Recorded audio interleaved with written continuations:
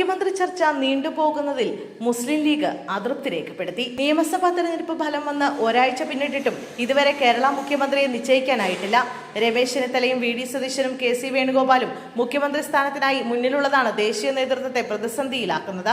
കോൺഗ്രസ് നേതൃത്വത്തിൽ തുടരുന്ന അനിശ്ചിതത്വത്തിൽ മുസ്ലിം ലീഗ് കടുത്ത അതൃപ്തി രേഖപ്പെടുത്തി.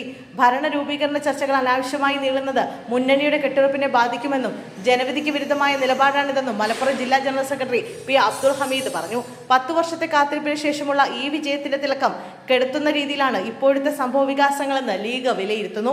കഠിനമായ വേനൽ ചൂടിനെ പോലും അവഗണിച്ച് സാധാരണക്കാരായ പ്രവർത്തകർ ഒരുക്കിയ വിയർപ്പിന്റെ ഫലമാണ് ഈ വിജയമെന്നും എന്നാൽ അത് ആഘോഷിക്കാൻ പോലും കഴിയാത്ത സാഹചര്യമാണ് നിലവിലുള്ളതെന്നും അബ്ദുൾ ഹമീദ് ചൂണ്ടിക്കാട്ടി. ഇതിനാണോ നിങ്ങൾ വോട്ട് ചെയ്തതെന്ന് വോട്ടർമാരും വനിതാ പ്രവർത്തകരും നേരിട്ട് ചോദിക്കുന്ന സാഹചര്യം നേതാക്കളെ പ്രതിരോധത്തിലാക്കുന്നുണ്ട്. പലയിടങ്ങളിലും ജനപ്രതിനിധികൾക്ക് നൽകേണ്ട സ്വീകരണ പരിപാടികൾ പോലും അനിശ്ചിതത്വത്തിലാണ്. കല്യാണ വീടുകളിലും മറ്റ് പൊതുചടങ്ങുകളിലും എത്തുമ്പോൾ ജനങ്ങൾ പരിഹാസത്തോടെയും അമർഷത്തോടെയുമാണ് പ്രതികരിക്കുന്നത്. ഉത്തരേന്ത്യൻ സംസ്ഥാനങ്ങളിലേതുപോലെ തീരുമാനങ്ങൾക്കായി ആഴ്ചകളോളം കാത്തിരിക്കുന്ന രീതി കേരളത്തിന് ചേർന്നതല്ലെന്നും ഉയർന്ന രാഷ്ട്രീയ ബോധമുള്ള കേരളീയർക്കിടയിൽ ഇത്തരം താമസം തെറ്റായ സന്ദേശം നൽകുമെന്നും അദ്ദേഹം ഓർമ്മിപ്പിച്ചു.